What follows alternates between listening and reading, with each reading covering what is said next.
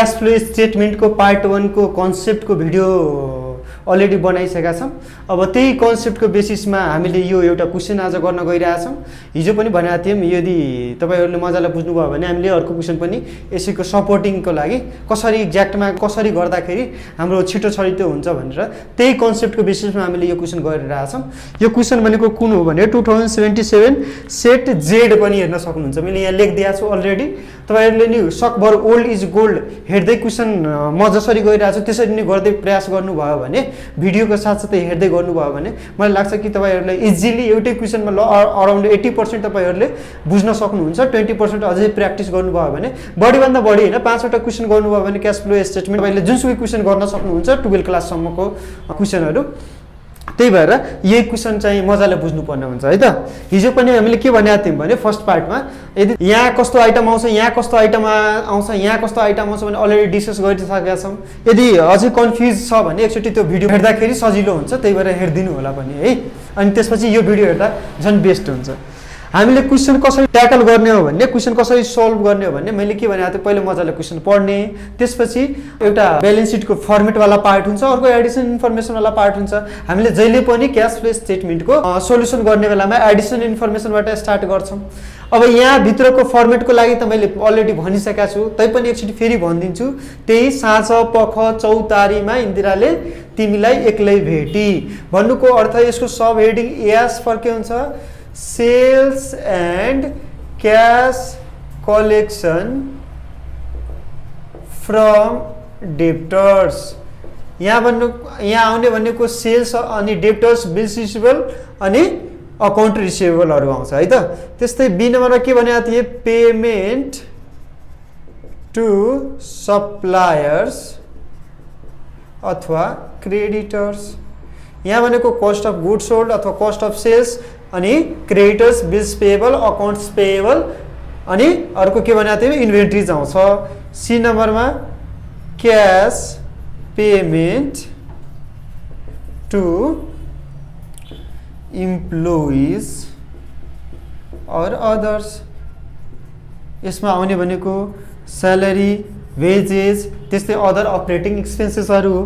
त्यस्तै डीमा हामीले के भनेको थियौँ भने साँझ पख चौतारीमा इन्दिरा भनेको इन्ट्रेस्ट पेड, यसमा इन्ट्रेस्ट पेड रिसिभ मात्र आउँछ। ईमा हामीले के भनेको थियौँ, ट्याक्स पेड, यसमा ट्याक्स पेड मात्र आउँछ। अर्को एफमा एक्स्ट्रा अर्डिनरी आइटम। अब सुरुमा नै फर्मेट कोर्नको लागि कसैले यहाँ कति, यसको लागि कति लाइन छोड्ने, यसको लागि कति लाइन छोड्ने, यसको लागि कति लाइन छोड्ने भन्ने कन्फ्युजनमा हुनुहुन्छ भने यसको लागि तपाईँले 3 देखि 4वटा लाइन छोड्ने, यसको 4 देखि 5वटा छोड्ने, यसको पनि 3 देखि 4 छोड्नु, यसको 2टा छोडेर नि हुन्छ, यसको लागि नि एउटा छोडे 2टा छोडे नि हुन्छ, यसको लागि नि 2टा छोडे नि हुन्छ। त्यसरी गर्नुभयो भने मजाले यहाँ फर्स्ट पेजमा यो गर्ने हो, cash flow from operating activities.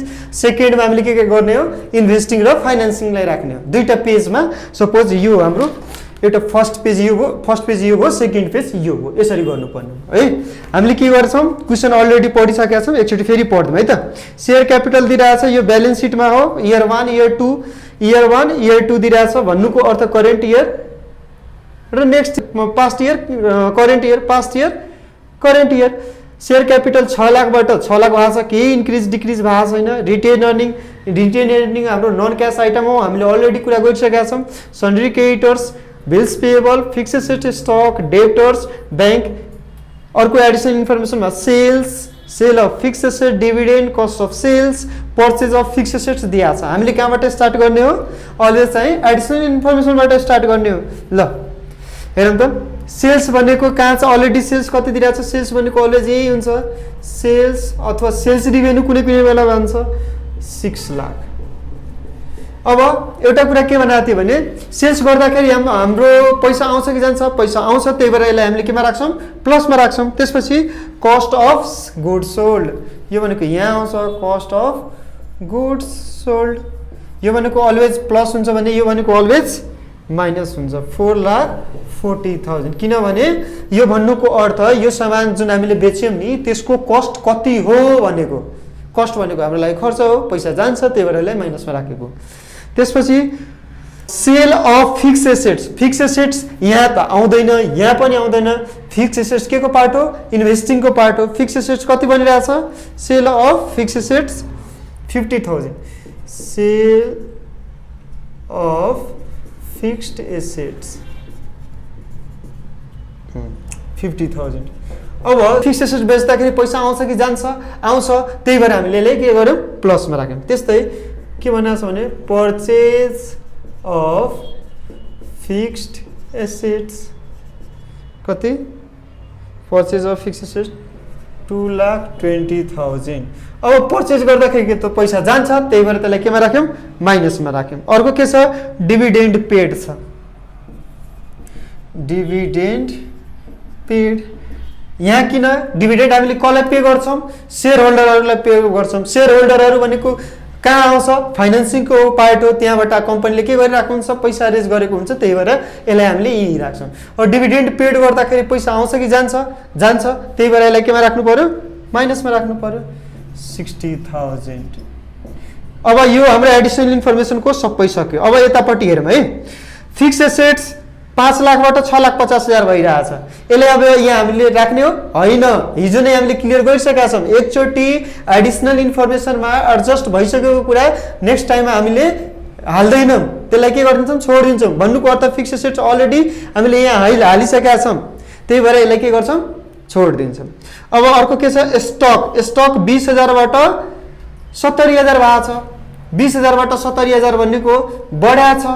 यसलाई स्टक भनेको हाम्रो के को पार्ट हो? सप्लायरबाट हामीले स्टक किन्छौँ, त्यही भएर यहाँ राख्छौँ। इन्क्रिज इन स्टक कतिले भने? स्टक 50,000 ले। हिजो पनि हामीले एउटा कुरा गरेका थियौँ, करेन्ट एसेट्स बढ्यो भने माइनस गर्ने, माइनसमा राख्ने, घट्यो भने प्लसमा राख्ने। त्यस्तै करेन्ट लायबिलिटिज बढ्यो भने प्लसमा राख्ने, घट्यो भने माइनसमा राख्ने। इन्क्रिज इन करेन्ट स्टक भनेको करेन्ट एसेट्स हो, बढ्दाखेरि केमा राख्छौँ? माइनसमा। त्यस्तै स्टक पछि के छ?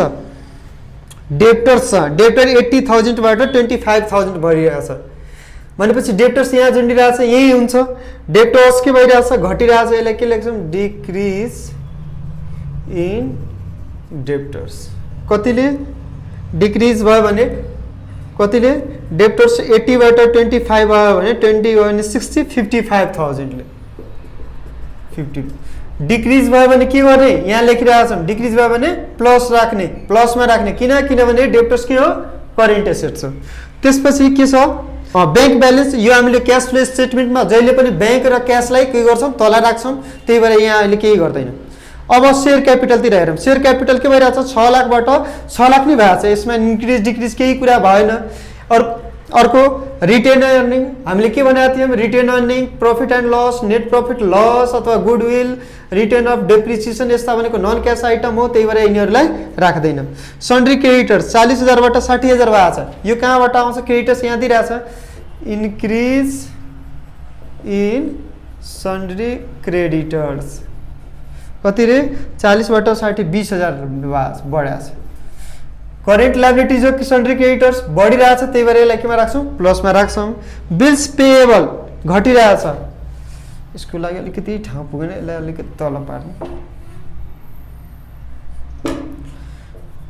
डिक्रिज इन बिल्स पेएबल कतिले डिक्रिज भइरहेछ भने 50बाट 15,000 ले।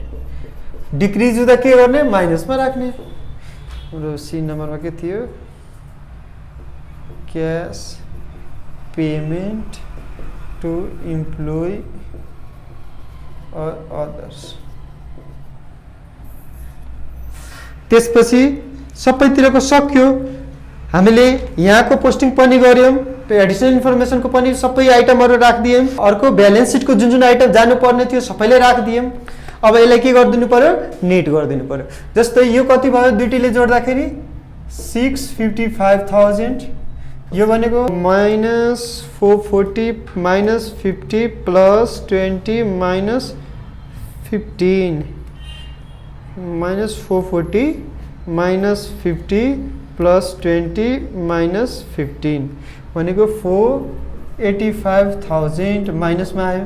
यिनीहरूमा छैन, केही पनि छैन भन्नुको अर्थ यहाँ हामीले के राखिदिन्छौँ, net cash flow from operating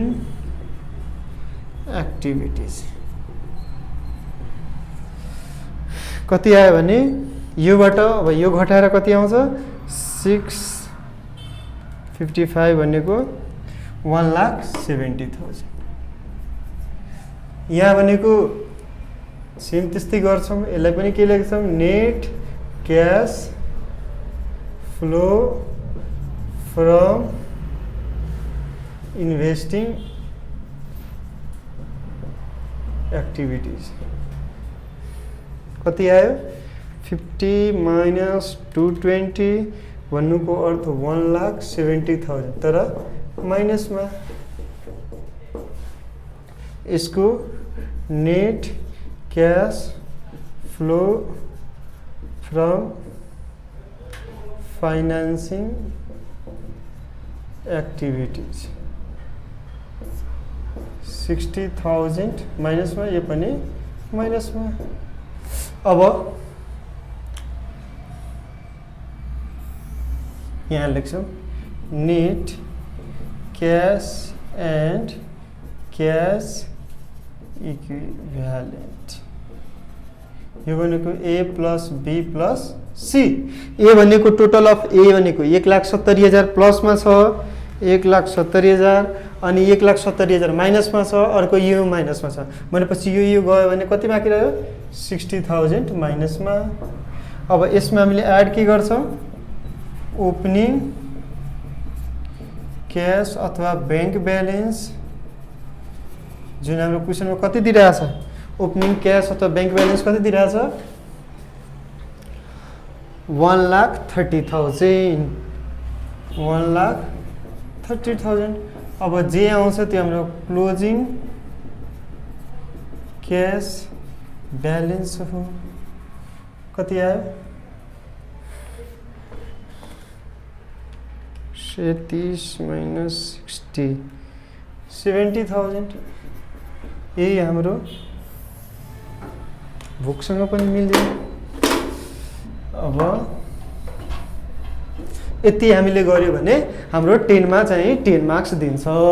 एकचोटि म फेरि रिभिजन गरिदिएँ। यसमा के कसरी गर्ने हो भने हामीले के कुरा गरेका थियौँ, फर्स्टमा क्वेसन कहाँबाट स्टार्ट गर्ने, क्वेसन चाहिँ हामीले जहिले पनि एडिसनल इन्फर्मेसनबाट स्टार्ट गर्ने। एडिसनल इन्फर्मेसनको आइटम एकचोटि पोस्टिङ भइसकेका छ भने अर्कोचोटि त्यस्तै त्यही आइटमलाई हामीले पोस्ट गर्दैनौँ भनेका थियौँ। अर्को कुरा के भनेका थियौँ भने यहाँ भनेको कस्तो आइटम आउँछ, इन्भेस्टिङको मात्र आइटम आउँछ। जस्तै इन्भेस्टिङमा हाम्रो कम्पनीले कहाँ इन्भेस्ट गरेको हुन्छ, फिक्स एसेटमा इन्भेस्ट गरेको हुन्छ कि त अरू कम्पनीको सेयर किनिरहेको हुन्छ भनेपछि यहाँ फिक्स एसेट्स आउँछ, इन्भेस्टमेन्ट आउँछ, अर्को डिभिडेन्ड रिसिप्ट आउँछ। यहाँ फाइनेन्सिङमा आउने आइटम कस्तो, कम्पनीको सोर्स अफ फन्ड कहाँबाट आइरहेछ, कम्पनीले पैसा कहाँबाट ल्याएछ, त्यस्तो आइटम भनेको यहाँ आउँछ। भनेपछि एउटा डिभिडेन्ड सेयरबाट पैसा कम्पनीले उठाइराखेको हुन्छ, ब्याङ्क लोन इस्यु गरिरहेको हुन्छ, डिभेन्चरबाट गरिरहेको हुन्छ, त्यो सबै आइटम भनेको यहाँ आउँछ। यहाँ भनेको अहिले एउटा मात्र आयो डिभिडेन्ड पेड। सेयर क्यापिटल पहिलाभन्दा नि पहिलाको र यो वर्षको फर्स्ट इयरको र सेकेन्ड इयरको सेम भएको कारणले हामीले यहाँ नलेखेको हो। अर्को यहाँ मैले के भनेको थिएँ भने यहाँको लागि हामीले एउटा फर्मुला भनेको थियौँ। त्यो फर्मुला हेरी तपाईँहरूले बुझ्नुभयो भने मजाले नि यहाँको क्वेसन गर्न सक्नुहुन्छ। अर्को कुरा मोस्ट इम्पोर्टेन्ट कुरा के थियो भने करेन्ट एसेट्स यदि कुनै कारणवश बढिरहेछ भने यसलाई माइनस राख्नुपर्छ भनेर मैले हिजो पनि भनेको थिएँ, आज पनि 2-3 चोटि भने। यदि करेन्ट घटिरहेछ भने प्लसमा अनि करेन्ट लाइबिलिटिज बढ्यो भने प्लसमा, घट्यो भने माइनसमा। यहाँ आउने भनेको आइटम भनेको कस्तो हो भने कि त सेल्स हो, अर्को डेप्टर्स हो, डेप्टर्सको दाजुभाइ बिल्स रिसिभेबल, अकाउन्ट रिसिभेबल हो। यहाँ भनेको आउने भनेको आइटम 3टा मात्रै हो। यहाँ आउने भनेको एउटा cost of goods sold, creditors, bills payable, accounts payable, त्यस्तै अरू आइटम के आउँछ स्टक अथवा इन्भेन्ट्रिज आउँछ। त्योभन्दा बढी यहाँ केही आउँदैन। यहाँ भनेको अपरेटिङ एक्सपेन्सेसहरू, त्यस्तै स्यालेरी, वेजेसहरू, आउटस्ट्यान्डिङ एक्सपेन्सेसहरू, प्रिपेड एक्सपेन्सेसहरू, भरपर्दो एक्सपेन्सेस कहाँ आउँछ, यहाँ आउँछ।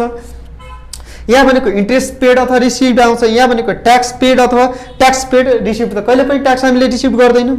अर्को यहाँ भनेको मार्केटेबल सेक्युरिटिज आउँछ है। अब यो मलाई आशा छ तपाईँहरूले मजाले बुझ्नु भएको छ। अब यही विषयमा तपाईँहरूले अर्को क्वेसन पनि ट्राई गर्न सक्नुहुन्छ। त्यसको लागि तपाईँले यदि अझै केही प्रब्लम छ भने एउटा अर्को पनि भिडियो बनाउनु पर्छ भने कमेन्ट्स थ्रु मलाई जानकारी दिन सक्नुहुन्छ। सर यो क्वेसन गरिदिनु, एकचोटि यो क्वेसन पनि मजाले बुझाइदिनु, म सकभर त्यो क्वेसन पनि बुझाउने प्रयास गर्छु। आजको लागि यति नै राखौँ है त।